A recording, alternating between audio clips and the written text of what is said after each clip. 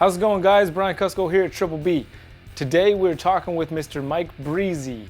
Mike is quite active on Facebook. He's been running the Chase charity page and doing a lot of good work. He's very active in the community, and I was glad to have him on. Mike, thank you. People, you watching Triple B TV.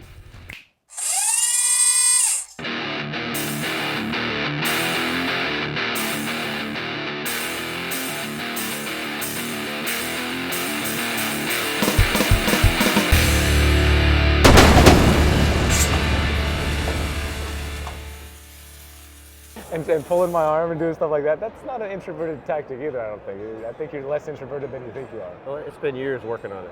Yeah, well, hey, I can relate. I was also very introverted to start with. People like events like this, there's no way in hell I would be at an event like this. Yeah, I know that. We'll do this and then... Has this helped? Is this well, something? it's made me talk to people. I mean, like, you'll get to the point where you'll have same interests, like whether it's Pokemon cards, whatever, the snakes, mocha, anything hobby I do, you find other people have the same interest past as you do, and it's easier to talk versus some Joe Blow comes up off the street and tries to talk to you. I'm like, do you want? Sure. I mean, not meaning to, but that's how my personality is. And then you come to a show, you have to talk to people. And it's painful, but you have to do it. And then, like I said, this will be done. I'll go home and I'll sit in the snake room by myself, no phone, no nothing, and just decompress because it's like people overload. I hear you. It's good to have that decompression mode for sure. I mean, speaking of like interests, like what got you interested in snakes? How did you? Are we doing our interview? No, we're just talking to. I don't do interviews. Okay, so all right, I got you. But anyway, like I don't know, bio for me is like. Most people know it's prior Navy, so I did the Navy thing. I've always had snakes. The bad part is every 2 or 3 years you're rotating or transferring. Especially with the Navy aspect, if I got assigned to a ship, I get forward deployed and I'm gone. That means the wife has to take care of it.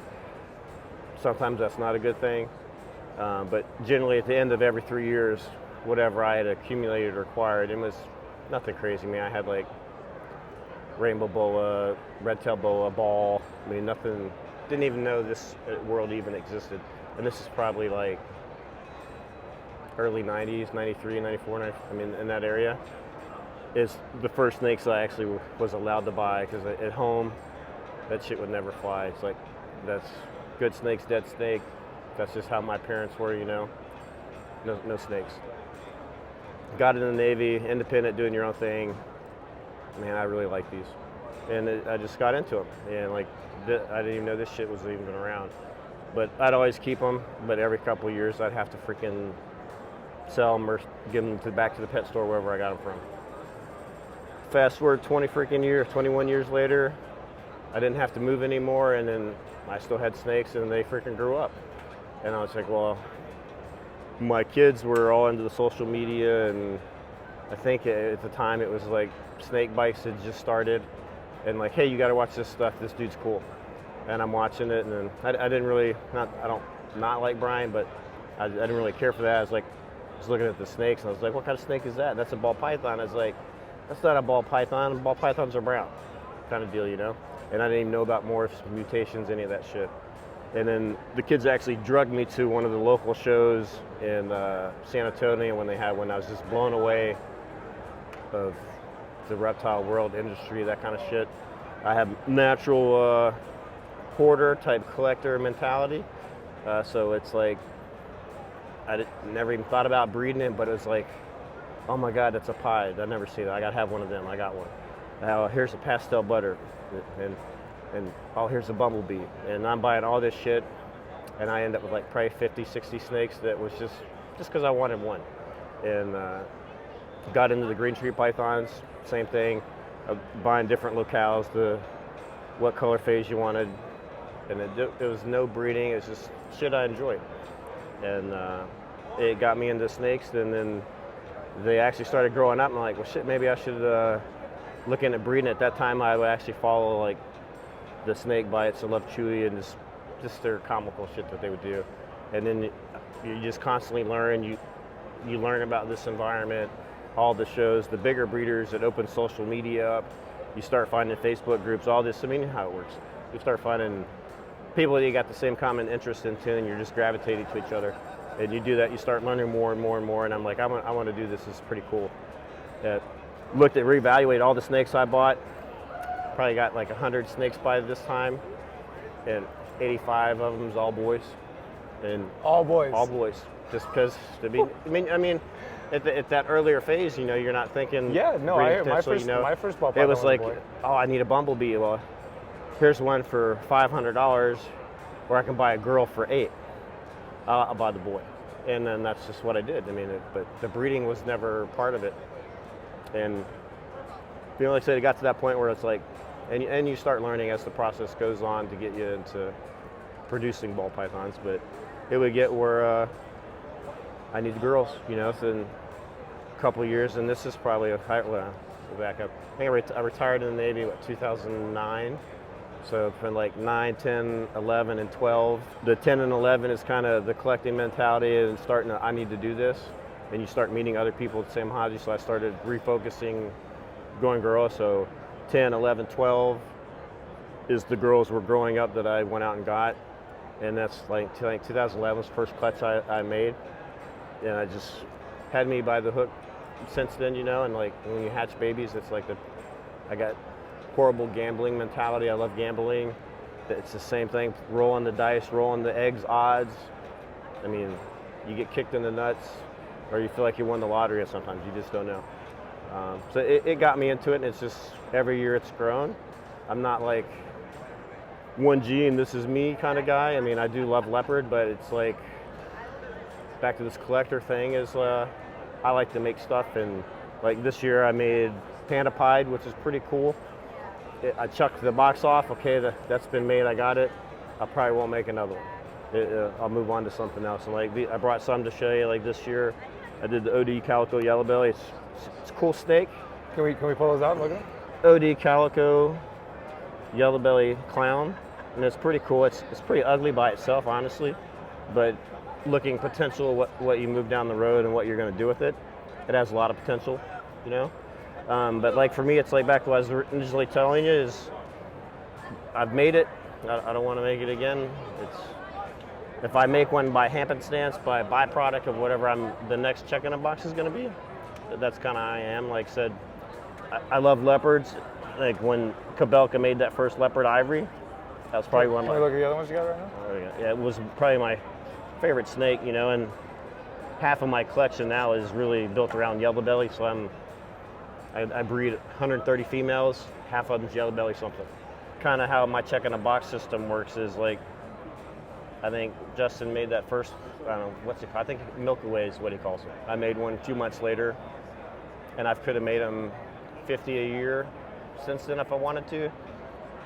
But if I had to keep making the same shit over and over again, I would lose the interest in it, and I would be done with ball pythons. You're a man of variety. Yeah, so once I've made it, it's like that box is checked. I mean, like this year I'll be doing cinnamon leopard, ivory yellow bellies. It's similar to the Pokemon thing. Kind of. Yeah, well, in a way it is. Like it's same with sports card. You get your set complete, you move on to a different set. Right. I mean, just same principle, but that's just what keeps me going. Like I said, it's always something new, and it's the unknown, if you know what I mean. I do.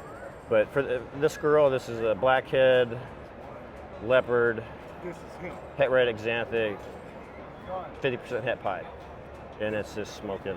I mean, it's like I'm glad it hasn't sold, because it'd be like one of the girls that I'd love to take home. But I mean, look at her eyes. I mean, you might be too young to realize. You ever watch Land of the Lost? Do you know what a slee stack is? What is? A slee stack? Slee stack. Yeah, so you got to do research, but yeah. Check the eyes out. I mean, it's just. And then when you go back and research that, remember slee stack, and then you know what I'm talking about. Okay. But. What's that last snake you got in there? Shit, I don't know. I don't know. But like back to the thing, like I said, this was the Cypress Super Stripe to a Phantom Yellow Belly, and I've talked with Ozzy and Bob and a few others on that can tell, but this is supposedly Phantom Cypress Super Strike. Okay. And it's pretty cool. Yeah, but like cool. I said, I like the way as that far as these the alien heads are trying really hard down here to do something. I mean, if you look at a normal Super Stripe, it looks just freaking like it.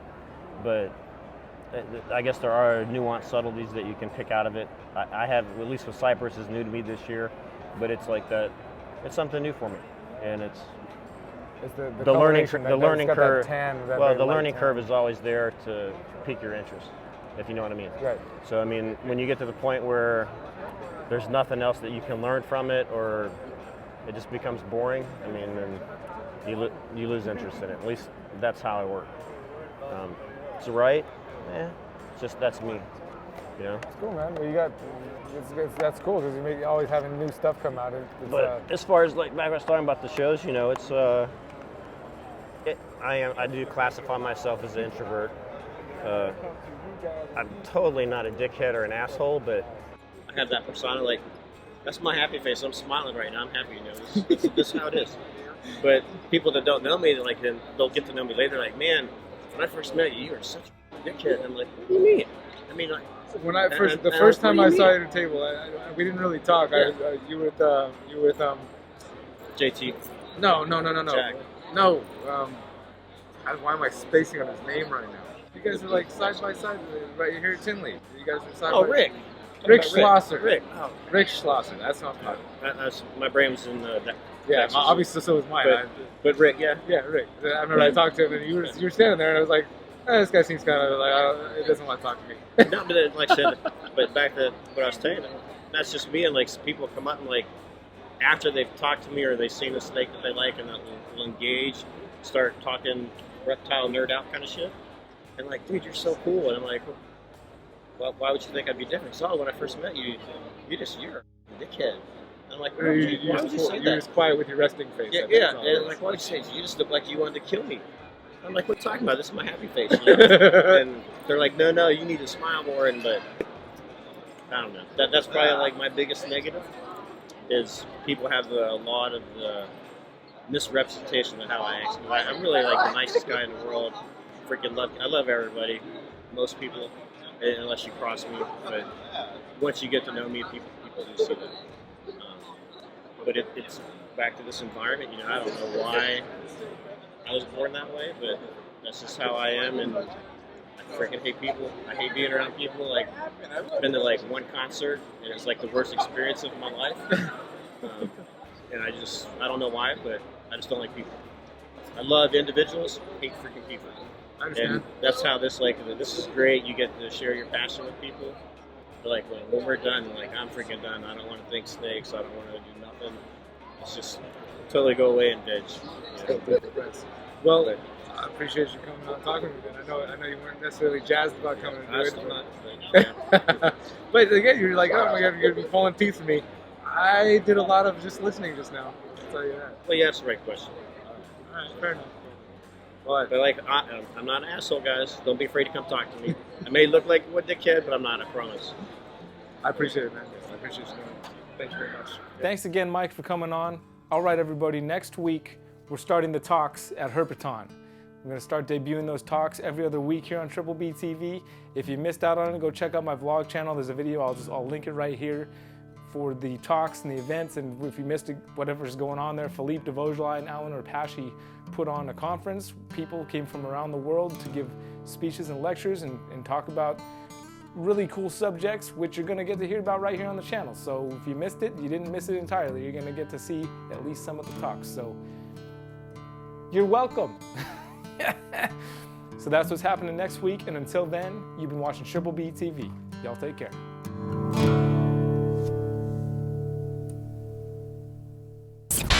Hey, why don't you come stand over here real quick, and we're taking a picture right now. We'll put it on the video, and then you'll have, you can share, you will automatically squat down a little bit so you're on our level. And we'll smile though. Yeah, and we'll share this. We'll share this on the video. And you need to make sure you don't drop it. I don't know how many people want to share this picture with, but you're going to share it with a lot of people right now. Yeah, you're going to be like Facebook famous, YouTube famous. If you had something in particular that you had like something you wanted to tell the people out there. I hate people. Well, there we go. That's the sentiment. That'll be the sentiment for this interview. Will be I hate. I'll throw that in there. I'm gonna bleep out probably, but maybe, maybe. Since you only said it once, if you say it like 500 times. So I can't swear. You can. You can all you want. Cause I'm sailor, dude. It's hard. Oh, it's fine. It's fine. We don't. I can choose to not cut it out. I'll just give a little disclaimer at the beginning for the young children. Be like, Mom, check it out. You.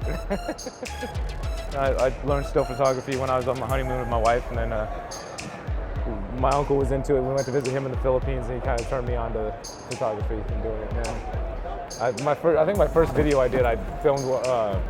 I had like a GoPro on my head, just unboxing a snake, and then I saw this guy Brian Breaks, Breaking Balls. So I saw a video he did one time. And he used his DSLR to film it, and I was like, wow, that quality. And I had a DSLR that I took stills with, and I was like, damn, can I be filming a video with this thing like that? And I asked him what he was doing. He's like, yeah, I use my DSLR. I was like, damn, I'm gonna try that.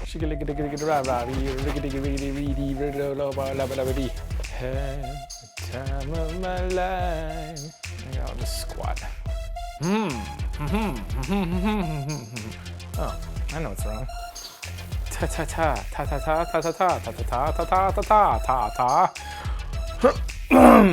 How's it going, folks? Brian. Oh, son of a. No kidding.